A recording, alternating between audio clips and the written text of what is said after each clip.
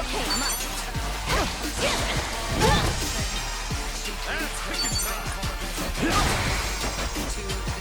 Allow me. All right.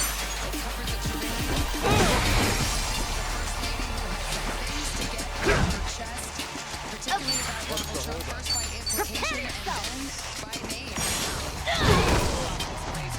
Come on, let's get it done. Here we go.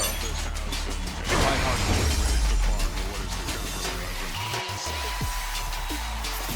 is getting stronger.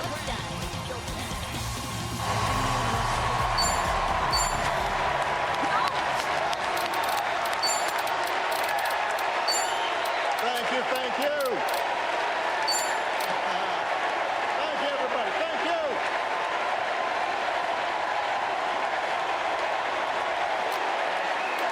Thank you. All right. That's enough. Thank you. Chicago!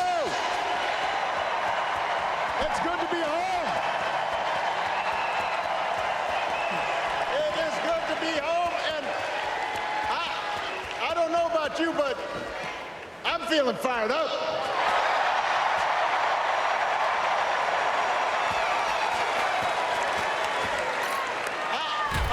I am feeling ready to go.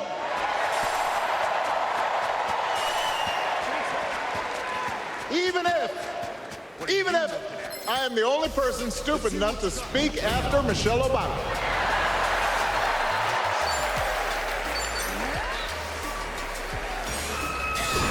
I am feeling hopeful because this convention has always been pretty good to kids with funny names who believe in a country where anything is possible. Because we have a chance to elect someone who has spent her entire life trying to give people the same chances America gave her. Someone who sees you and hears you and will get up every single day and fight for you. The next president of the United States of America, Kamala Harris.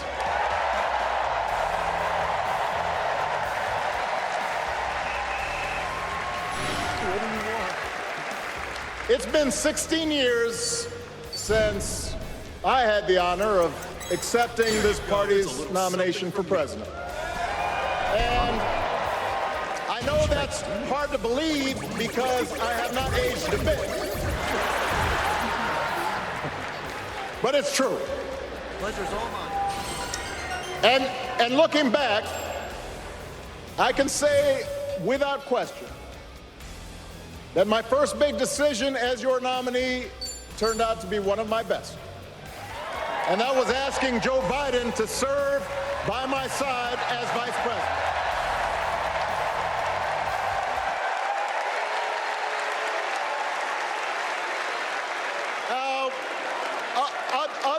Other than some common Irish blood, Joe and I come from different backgrounds, but we became brothers. And as we worked together for 8, sometimes pretty tough years, what I came to admire most about Joe wasn't just his smarts, his experience. It was his empathy and his decency and his hard-earned resilience, his unshakable belief that everyone in this country deserves a fair shot.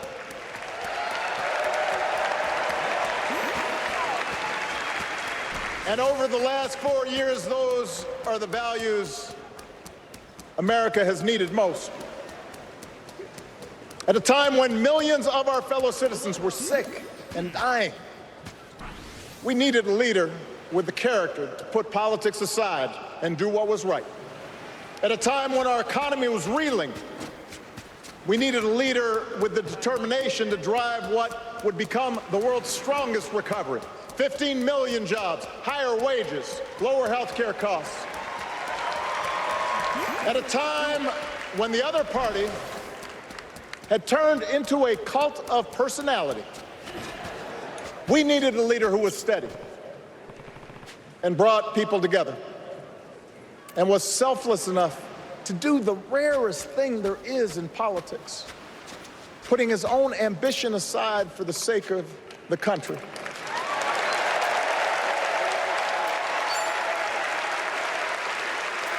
History will remember Joe Biden as an outstanding president who defended democracy at a moment of great danger. And I am proud to call him my president, but I am even prouder to call him my friend.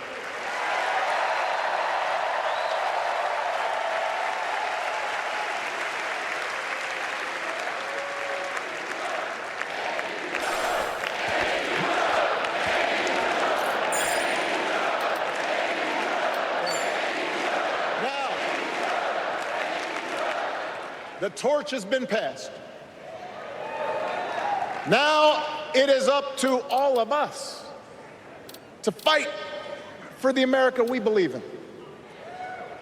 And make no mistake, it will be a fight. For all the incredible energy we've been able to generate over the last few weeks, for all the rallies and the memes, this will still be a tight race in a closely divided country. Time for a shoot 'em on battle. A country where too many Americans are still struggling. Game faces, everybody. Where a lot of Americans don't believe government can help. Here comes Punch Ship. And as we gather here tonight, the people who will decide this election You're gonna love are asking a very simple question. Who will fight for me? Who's thinking about my future, about my children's future, about our future together? One thing is for certain, Donald Trump is not losing sleep over that question.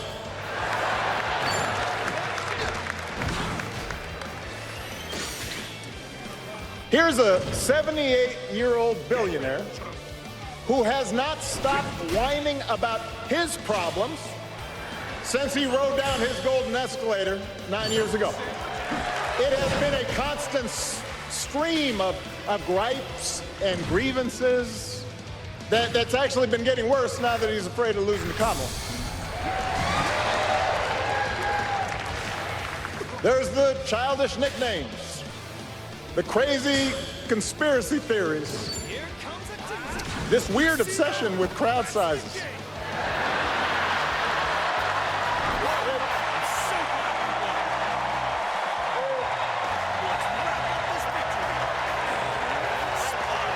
It just goes on and on and on. The other day I heard someone compare Trump to the neighbor who keeps running his leaf blower outside your window every minute of every day.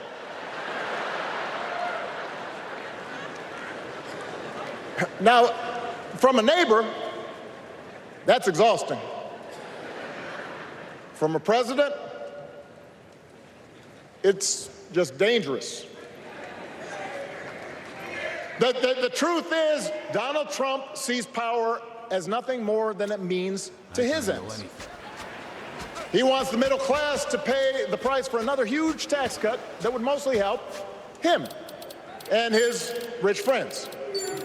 He killed a bipartisan immigration deal written in part by one of the most conservative Republicans in Congress that would have helped secure our southern border because he thought trying to actually solve the problem would hurt his campaign.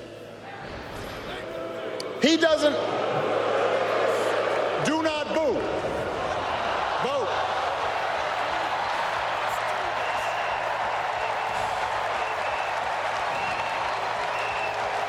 He doesn't seem to care if more women lose their reproductive freedom since it won't affect his life. And most of all, Donald Trump wants us to think that this country is hopelessly divided between us and them, between the real Americans, who of course support him, and the outsiders who don't. And he wants you to think that you'll be richer and safer if you will just give him the power to put those other people back in their place. It is one of the oldest tricks in politics from a guy whose act has, let's face it, gotten pretty stale. We do not need 4 more years of bluster and bumbling and chaos. We have seen that movie before, and we all know that the sequel is usually worse.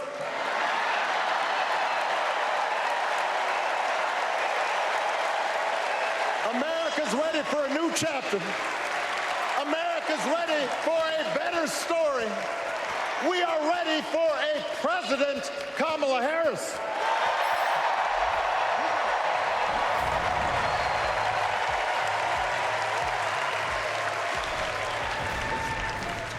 And Kamala Harris is ready for the job. This is a person who has spent her life fighting on behalf of people who need a voice and a champion.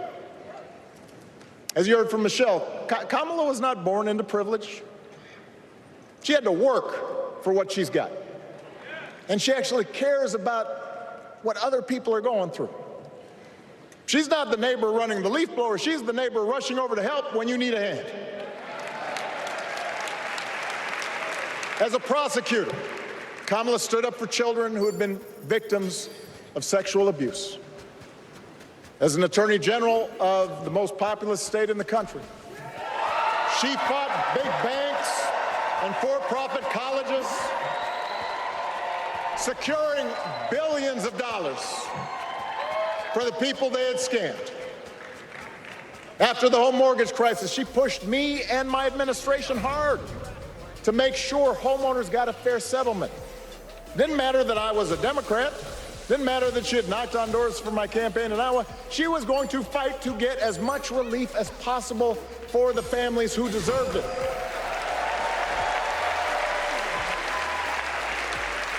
As vice president, she helped take on the drug companies to cap the cost of insulin, lower the cost of health care, give families with kids a tax cut.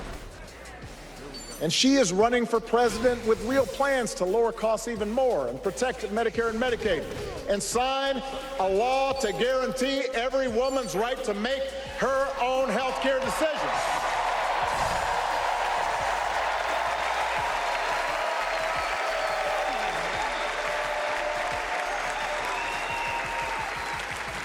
In other words, Kamala Harris won't be focused on her problems. She'll be focused on yours.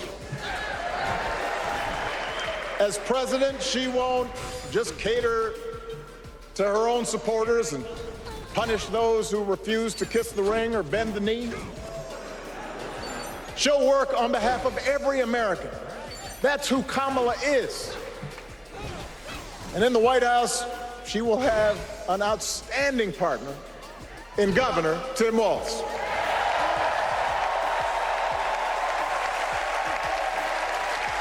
Let me tell you something. Let me tell you something. I love this guy. Tim is the kind of person who should be in politics. Born in a small town, served his country, taught kids, coached football, took care of his neighbors. He knows who he is, and he knows what's important. You can tell those flannel shirts he wears don't come from some political consultant. They come from his closet, and they have been through some stuff.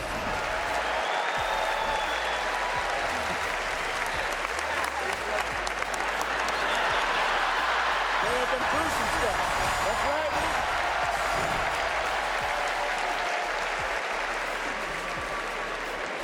right. Together, Kamala and Tim have kept faith with America's central story. A story that says we are all created equal. All of us endowed with certain inalienable rights that everyone deserves a chance, that even when we don't agree with each other, we can find a way to live with each other. That's Kamala's vision. That's Tim's vision.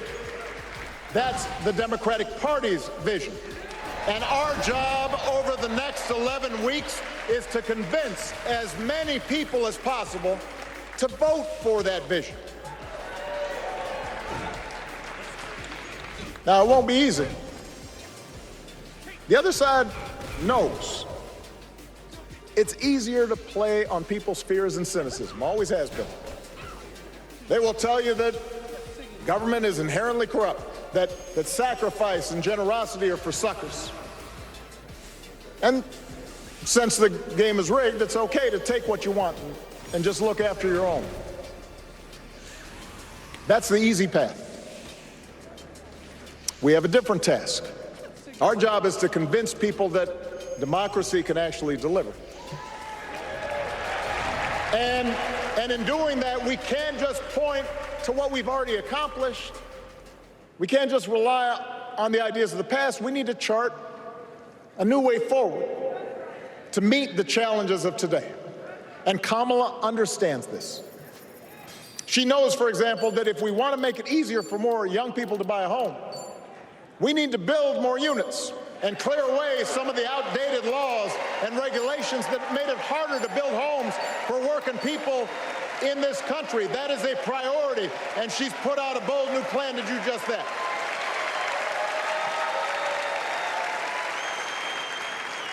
On health care, we should all be proud of the enormous progress that we've made through the Affordable Care Act,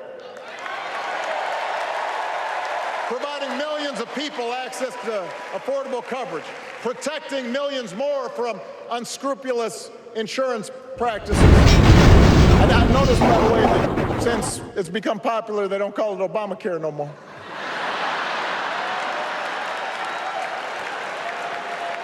But Kamala knows we can't stop there, which is why she'll keep working to limit out-of-pocket costs. Kamala knows that if we want to help people get ahead, we need to put a college degree within reach of more Americans. But she also knows college shouldn't be the only ticket to the middle class. We need to follow the lead of governors like Tim Walz, who said, if you've got the skills and the drive, you shouldn't need a degree to work for state government. And in this new economy, we need a president who actually cares about the millions of people all across this country who wake up every single day to do the essential, often thankless work, to care for our sick, to clean our streets, to deliver our packages. We need a president who will stand up for their right to bargain for better wages and working conditions. And Kamala will be that president.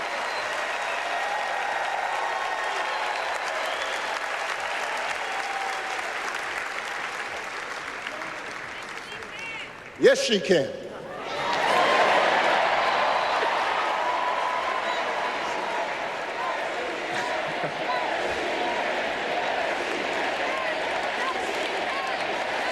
Yes, she can. A Harris-Walz administration can help us move past some of the tired old debates that keep stifling progress. Because at their core, Kamala and Tim understand that when everybody gets a fair shot, we are all better off. They understand that when every child gets a good education, the whole economy gets stronger. When women are paid the same as men for doing the same job, all families benefit.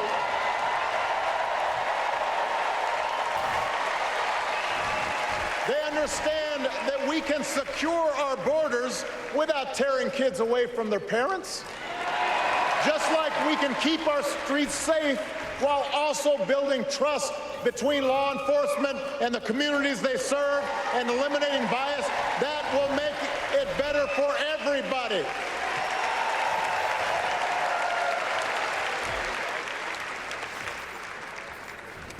Donald Trump and his well-heeled donors, they don't see the world that way. For them, one group's gains is necessarily another group's loss. For them, freedom means that the powerful can do pretty much what they please, whether it's fire workers trying to organize a union, or put poison in our rivers, or avoid paying taxes like everybody else has to do. Well, we have a broader idea of freedom. We believe in the freedom to provide for your family if you're willing to work hard. The freedom to breathe clean air and drink clean water and send your kids to school without worrying if they'll come home. We believe that true freedom gives each of us the right to make decisions about our own life, how we worship, what our family looks like, how many kids we have, who we marry. And we believe that freedom requires us to recognize that other people have the freedom to make choices that are different than ours. That's okay.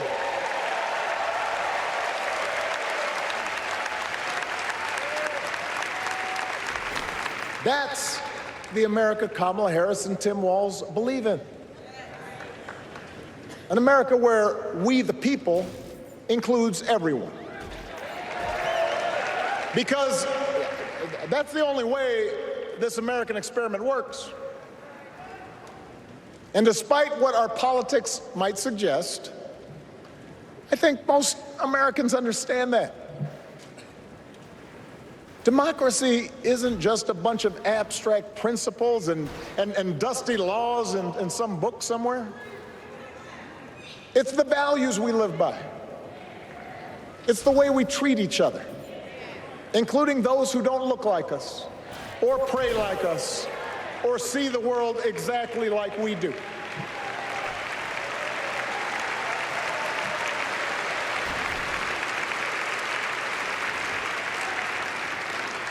That sense of mutual respect has to be part of our message.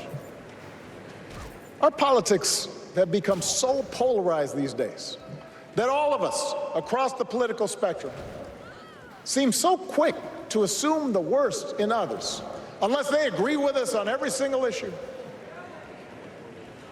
We start thinking that the only way to win is to scold and shame and out-yell the other side. And after a while, regular folks just tune out, or they don't bother to vote.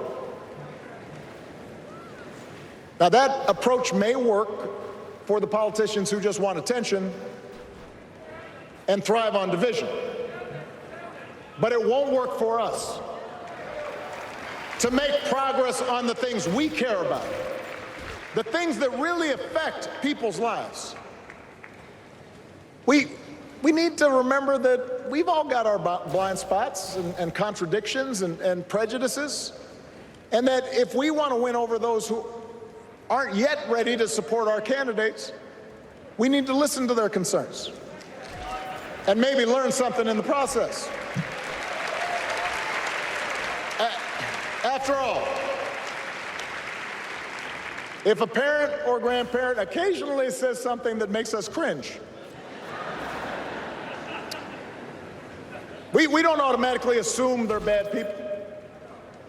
We recognize that the world is moving fast, that they need time and maybe a little encouragement to catch up. Our fellow citizens deserve the same grace we hope they'll extend to us.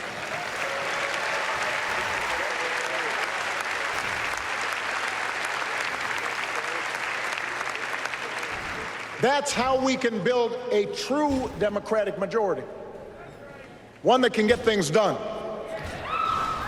And by the way, that does not just matter to the people in this country.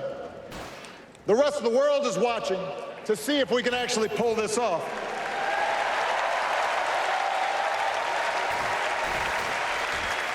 No nation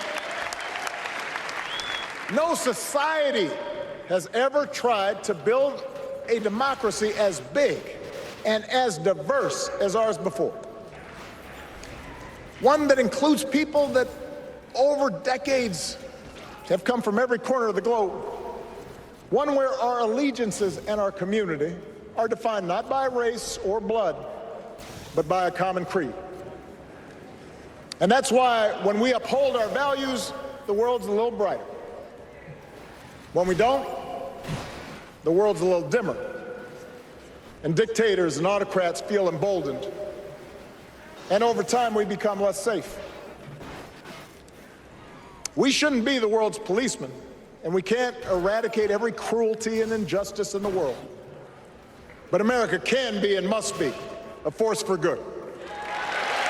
Discouraging conflict, fighting disease, promoting human rights, protecting the planet from climate change, defending freedom, brokering peace. That's what Kamala Harris believes, and so do most Americans.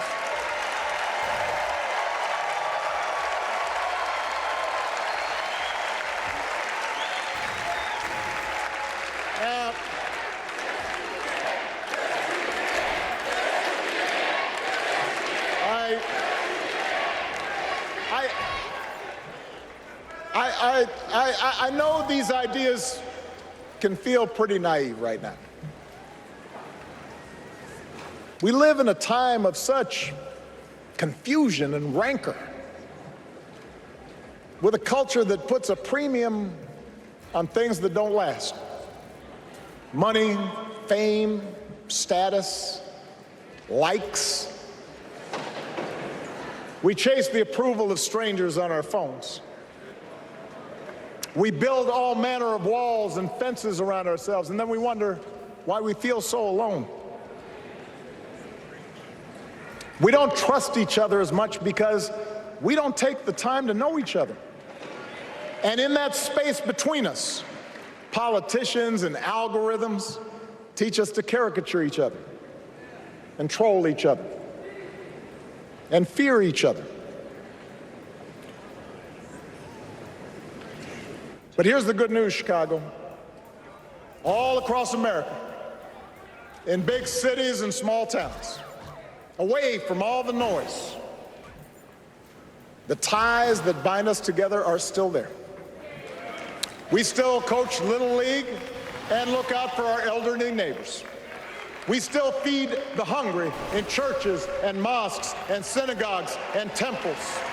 We share the same pride when our Olympic athletes compete for the gold. Because the vast majority of us do not want to live in a country that's bitter and divided. We want something better. We want to be better. And the joy and the excitement that we're seeing around this campaign tells us we're not alone. You know, I've spent a lot of time thinking about these past few months because, as Michelle mentioned, this summer we lost her mom, Ms. Marion Robinson. And I don't know that anybody has ever loved their mother-in-law any more than I love mine. Mostly it's because she was funny and wise and the least pretentious person I knew. That, and she always defended me with Michelle when I messed up. I'd hide behind her.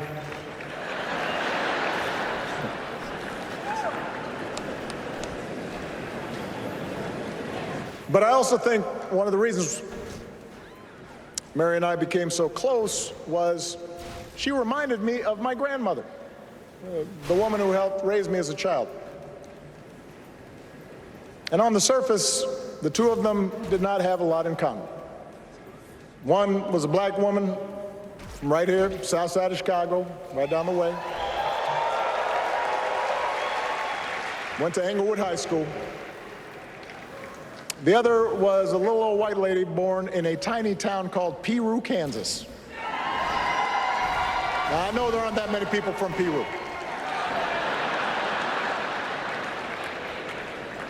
And yet they shared a basic outlook on life. They were strong, smart, resourceful women, full of common sense, who, regardless of the barriers they encountered, and women growing up in the 40s and 50s and 60s, they encountered barriers. They still went about their business without fuss or complaint and provided an unshakable foundation of love for their children and their grandchildren. In that sense, they both represented an entire generation of working people who, through war and depression, discrimination and limited opportunity, helped build this country. A lot of them toiled every day at jobs that were often too small for them and didn't pay a lot. They willingly went without just to keep a roof over their families' heads, just to give their children something better. But they knew what was true. They knew what mattered. Things like honesty and integrity, kindness and hard work. They weren't impressed with braggarts or bullies. They didn't think putting other people down lifted you up or made you strong. They didn't spend a lot of time obsessing about what they didn't have. Instead, they appreciated what they did. They found pleasure in simple things. A card game with friends, a good meal, and laughter around the kitchen table. Helping others. And most of all, seeing their children do things and go places that they would have never imagined for themselves.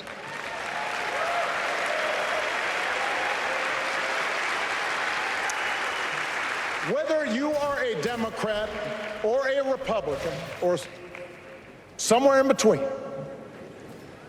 we have all had people like that in our lives. People like Kamala's parents, who crossed oceans because they believed in the promise of America. People like Tim's parents, who taught him about the importance of service. Good, hard-working people who weren't famous or powerful, but who managed in countless ways to lead this country just a little bit better than they found it. As much as any policy or program, I believe that's what we yearn for. A return to an America where we work together and look out for each other. A restoration of what Lincoln called, on the eve of Civil War, our bonds of affection. An America that taps what he called the better angels of our nature. That is what this election is about. And I believe that's why, if we each do our part over the next 77 days, if we knock on doors, if we make phone calls, if we talk to our friends, if we listen to our neighbors, if we work like we've never worked before, if we hold firm to our convictions, we will elect Kamala Harris as the next President of the United States, and Tim Walz as the next Vice President of the United States. We will elect leaders up and down the ballot who will fight for the hopeful, forward-looking America we all believe in, and together we too will build a country that is more secure and more just, more equal, and more free. So let's get to work. God bless you, and God bless the United States of America.